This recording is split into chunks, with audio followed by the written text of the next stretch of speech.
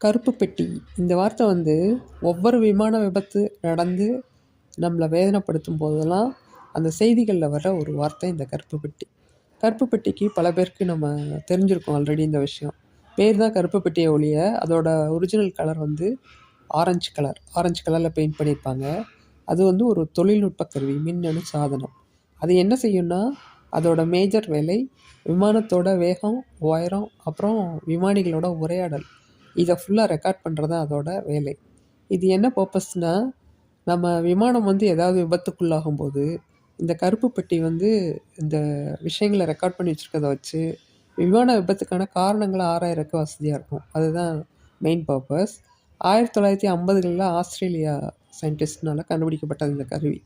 இது இருக்கிற இடம் எதுனா விமானத்தோட வால் பகுதியில் எவ்வளோ வெப்பம், அழுத்தம் இதெல்லாம் தாங்கியும் இந்த கருவி வந்து செயலிழக்காமல் இருக்கும். எவ்வளோ பெரிய விபத்துலேயும் இந்த ஆரஞ்சு கலர் கருப்பு பெட்டி பயன்படும். இவங்க ஆராய்ச்சி பண்ணுறதுக்காக இந்த விமான விபத்து எப்படி நடந்துச்சு அப்படின்றத கண்டுபிடிக்கிறக்கூடிய முக்கிய கருவி இந்த கருப்பு பெட்டி தான்.